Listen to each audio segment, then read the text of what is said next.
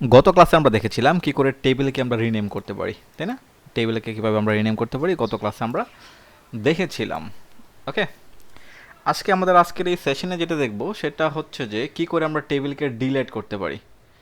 হতে পারে না এমন কিছু জিনিস থাকতে পারে যে আমাদেরকে বলছে যে একটা টেবিলকে ডিলিট করার জন্য মিন্স হচ্ছে যে ধরেন আপনি একটা প্রজেক্ট তৈরি করলেন, ওই প্রজেক্টের ভিতরে কোনো একটা টেবিল আপনার লাগবে না, চাচ্ছেন ডেটাবেস থেকে ডিলিট করে দেওয়ার জন্য। তখন আমরা কীভাবে কাজ করব, যে টেবিলটাকে আমরা কীভাবে ডিলিট করব সেটা আমরা আজকে দেখব। সেটা দেখার জন্য আমি একদম চলে যাব কোথায়, টার্মিনালে গিয়ে আমরা একটা মাইগ্রেশন তৈরি করব, আমরা ডিলিট করা একটা মাইগ্রেশন রেডি করব, যেখান থেকে আমরা সকল ইনফরমেশন মিনস হচ্ছে সকল টেবিল আমরা ডিলিট করব ওই মাইগ্রেশনের ভিতরে থেকে। তাহলে কীভাবে করব সেটা দেখি। এটা করার জন্য আমাদেরকে যেটা লিখতে হবে যে সেটা হচ্ছে যে পিএইচপি artisan make migration, আমি লিখতে পারি টেবিল ডিলেট জাস্ট দিলাম, তারপরে আমাদের একটা মাইগ্রেশন কিন্তু চলে আসছে। ওকে, এখান থেকে আমরা মাইগ্রেশন ডিলেটের একটা মাইগ্রেশন তৈরি করব। তাহলে আমরা কি করতে পারি, আমাদের এখান থেকে আমরা ডিলেট করব কাকে, আমরা এখান থেকে স্টুডেন্ট নিউ যে আমাদের টেবিল আছে সেই টেবিলটাকে আমরা ডিলিট করে দিব। এটা করার জন্য কি করতে হবে, এটা করার জন্য আমি যেটা করব সেটা হচ্ছে আমাদের যে স্কিমা ক্লাসটা ছিল এই স্কিমা ক্লাসটা নিয়ে আমরা কাজ করব। নিলাম স্কিমা ক্লাস, ক্লোন দিলাম, দেওয়ার পরে কয়েকটা জিনিস আমরা কাজ করতে পারি। একটা হচ্ছে ড্রপ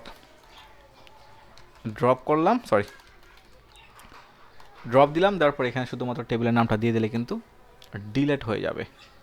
বাট আমরা যদি শুধুমাত্র ড্রপ মেথড দিয়ে ডিলিট করতে চাই, সে কিন্তু ডিলিট হবে।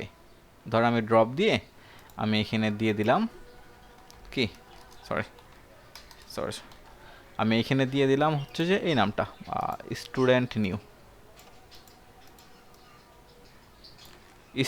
নিউ নামটা দিয়ে দিলাম, তাহলে সে ডিলিট হবে।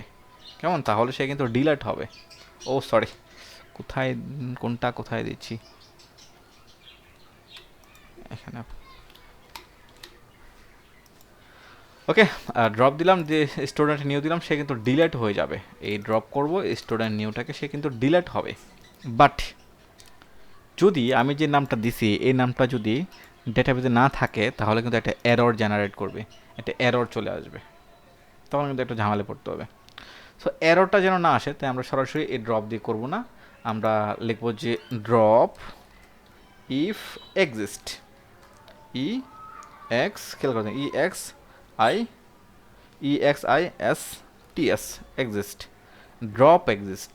যদি টেবিল থাকে তাহলে ডিলিট করবে, আর যদি টেবিল না থাকে তাহলে তো আর ডিলিট করবে না, জাস্ট নর্মালি বাই ডিফল্ট থেকে যাবে। স্টুডেন্ট নিউ দিলাম, আমি যদি আরেকটা করতে চাই তাহলে কিন্তু আমরা আরেকটা নিয়ে কিন্তু কাজ করতে পারবো, তবে যেটা আছে সেটাই থাকুক। এইটা দিয়ে আমরা কাজটা করি, দেখি হয় কি না। তাহলে আমাদেরকে কী করতে হবে, মাইগ্রেট করতে হবে। মাইগ্রেট করি PHP artisan migrate, just enter দিলাম, দেখি মাইগ্রেট হয় কিনা। মাইগ্রেট হয়ে গেছে। ওকে, এখানে আসার পর আমি একটু ব্লগে একটা ক্লিক করে দেখি মাইগ্রেট হয়েছে।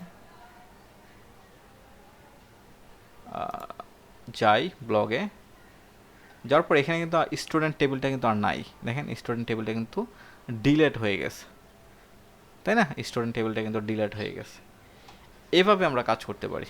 এভাবে আমরা কি করতে পারি, যে কোনো টেবিলকে আমরা ডিলিট করতে পারবো। আপনি যদি 2টা 3টা 4টা 5টা টেবিলকে ডিলিট করতে চান, এভাবে ডিলিটের একটা মাইগ্রেশন তৈরি করবেন। ওই মাইগ্রেশনের ভিতরে গিয়ে কিন্তু আপনি কী করতে পারবেন, টেবিলগুলোকে ডিলিট করতে পারবেন। আপনাকে নতুন করে ডাটাবেসে যেতে হবে না, নতুন করে ডাটাবেসের অ্যাক্সেস নিতে হবে না। ডাটাবেসের অ্যাক্সেস নিয়ে ওখানে গিয়ে ঢুকে আর ডিলিট করতে হবে না, শুধুমাত্র একটা স্ক্রিপ্ট লিখে দিলে কিন্তু আপনার কাজ হয়ে যাবে। এটাই ছিল যে মাইগ্রেশন দিয়ে কী করে আমরা টেবিলকে ডিলিট করতে পারি। ওকে, আমরা নেক্সট সেশনে আর একটা নতুন জিনিস শিখব। আজকে এই পর্যন্তই, সবাইকে অসংখ্য ধন্যবাদ। আল্লাহ হাফিজ।